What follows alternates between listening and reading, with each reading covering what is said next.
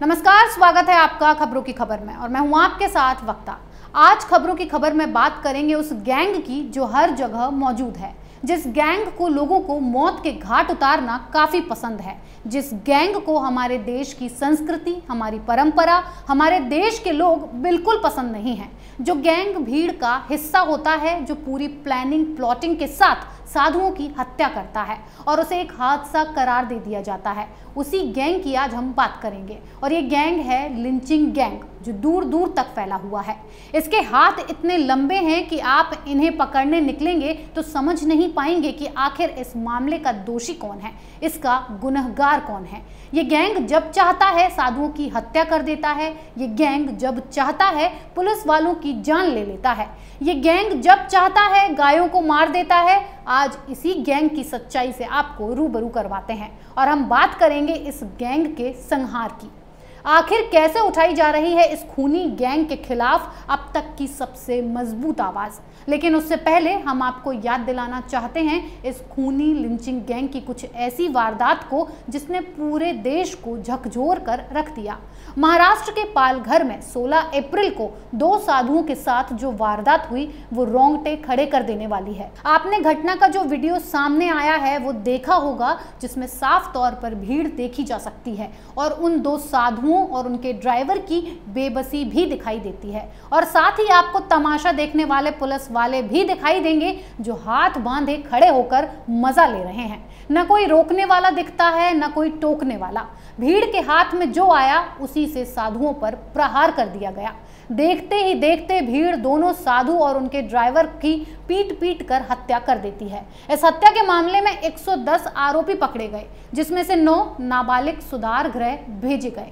अब यहाँ एक सवाल उठता है कि भाई इतना बड़ा कांड करते वक्त ये नाबालिग नहीं थे, उस वक्त ये घटना को ऐसे अंजाम दे रहे थे जैसे कि प्रोफेशनल्स हायर किए गए हों, पर जैसे ही कार्रवाई करने की बात आती है तो ये नाबालिग हो जाते हैं। इन्हें खुला छोड़ देने की मांग उठने लगती है, जिससे ये फिर से इसी तरह के कांड करके देश में दहशत कायम कर सकें, आम जनता के बीच खूनी दरिंदे बनकर घूमते रहें और जैसे ही आकाओं से आदेश मिले तुरंत अपने काम को अंजाम देने में जुट जाते हैं। और तो और इस मसले पर हमारी काबिल उद्धव सरकार का कहना था कि संतों की हत्या को सांप्रदायिक रूप न दें। राजनीति कौन कर रहा था, या इस वक्त में कोरोना महामारी पर भी राजनीति कौन कर रहा है, ये तो बेहतर तौर पर आप सभी जानते हैं। आपको जानकर ये हैरानी होगी कि ये अपने काम को अंजाम दे भी देते हैं और आपको कानों कान खबर नहीं होती कि आखिर घटना हो भी गई और गुनहगार कौन है। पता नहीं ये गैंग भीड़ का हिस्सा बनकर प्रहार करते हैं। ये लिंचिंग गैंग लोगों की बेरहमी से पीट पीट कर हत्या कर देता है और इस पर लगाम लगाने के लिए कोई रास्ता भी नजर नहीं आता है और ये मामला काफी गंभीर है। साधुओं की लिंचिंग का मामला तो अभी शांत भी नहीं हुआ है, पर अभी एक और मुद्दा है जो काफी गंभीर है। देश में बढ़ती गौ हत्या के हालात भी एक गंभीर समस्या की तरह उभर कर सामने आया है।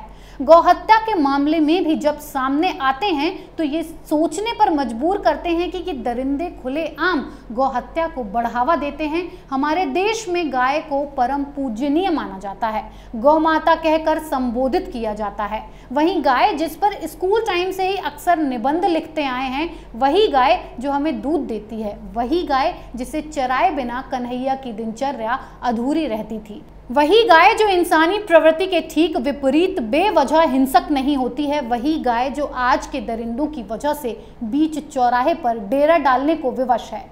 ये वही गाय है जिससे बछड़े पैदा होते हैं जो हमारे खेतों को जोतने में मदद करते हैं। बावजूद इसके कुछ कलयुगी निर्ममी और इंसान की शक्ल में राक्षस रूपी लोग गाय की हत्या कर रहे हैं, पर उसी देश में कुछ ऐसे दरिंदे भी पैदा हुए हैं जिन्हें बेजुबान जानवरों से प्यार करना नहीं आता है, बल्कि उन्हें अपनी कमाई का जरिया बनाकर मौत के घाट उतार दिया जाता है और जमकर पैसा बनाया जाता है। और ये बात तो जग जाहिर है कि गौ हत्या से सबसे बड़ा फायदा तस्करों एवं गाय के चमड़े का कारोबार करने वालों को होता है, जिसे ये अपना धंधा बनाकर रातों रात अमीर बन जाते हैं। शर्म आनी चाहिए ऐसे लोगों को जो गाय की हत्या कर खुद को अमीर बनाते हैं। शर्म आनी चाहिए कि अपनी भूख मिटाने के लिए गाय की जान ले लेते हैं। गौहत्या भारतीय संस्कृति, सभ्यता एवं आस्था की हत्या है। इसमें किसी धर्म, समुदाय या फिर संप्रदाय से कोई लेना देना नहीं है और हम ऐसा इसलिए कह रहे हैं क्योंकि इतनी घिनौनी हरकत करने वाले का ना तो कोई धर्म हो सकता है, ना कोई समुदाय और ना ही कोई संप्रदाय। और गौ मांस के भूखे लोगों का एक सेकंड के लिए भी कलेजा नहीं कांपता कि अपनी भूख और स्वाद की शांति के लिए एक बेजुबान को मौत के घाट उतार दिया जाता है। और जब इसका तर्क पूछा जाए कि ऐसा क्यों किया जाता है तो जवाब में आता है कि बीफ बहुत टेस्टी होता है। कुछ अपनी आदत से परेशान हैं और कुछ अपनी सियासत से।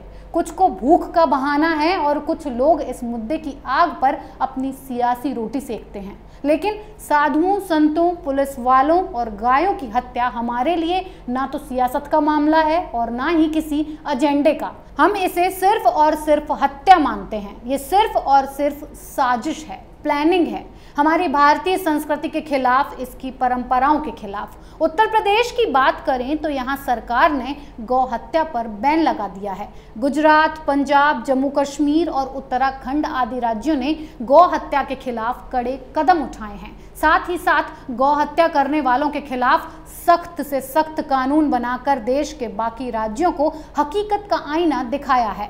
गौ माता की रक्षा के लिए पूरे समाज को आगे आना चाहिए ताकि गौ हत्या ना हो सके। हमें गाय से केवल दूध लेना ही नहीं बल्कि उसकी सेवा करना भी सीखना चाहिए। समय रहते अगर चेताया नहीं गया तो ऐसे ही परिणाम मिलेंगे। इसमें फिर कोई आश्चर्य नहीं होना चाहिए। किसी भी बेजुबान की बेवजह या फिर अपने निजी स्वार्थ के लिए उसकी हत्या कर देना कायरता और नपुंसकता का दूसरा रूप है। ऐसा करने वालों पर तो ऐसे में एक ही कहावत लागू होनी चाहिए, जैसे को तैसा।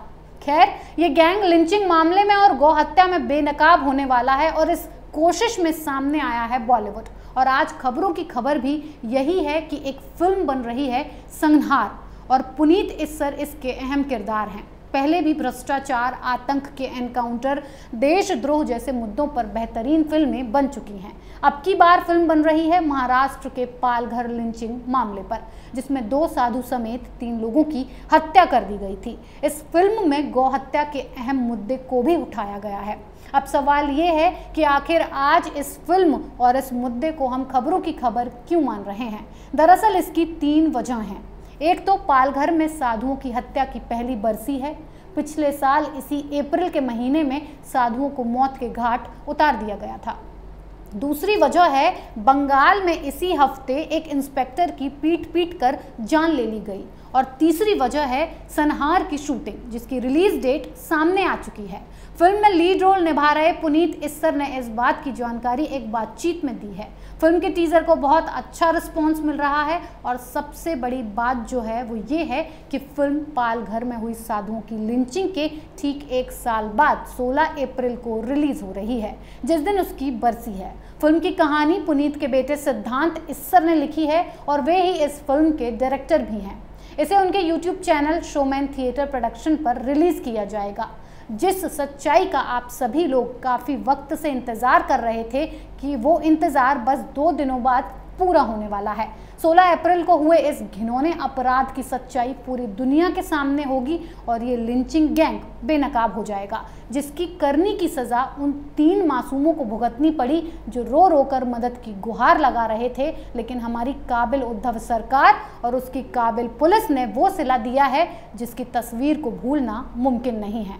इस लिंचिंग गैंग की करतूतों के एपिसोड में बस इतना ही, पर हर खबर के पीछे की खबर हम आपके लिए लाते रहेंगे। बने रहिए कैपिटल टीवी के साथ। नमस्कार। अगर आपको हमारा वीडियो पसंद आया हो तो इसे लाइक करें, हमारे चैनल को सब्सक्राइब करें और हाँ, बेल आइकन दबाना ना भूलें ताकि आप तक हमारे वीडियो की नोटिफिकेशन पहुंचती रहे। आप अपना सुझाव हमें कमेंट बॉक्स में दे सकते हैं। हमारे साथ जुड़ने के लिए शुक्रिया।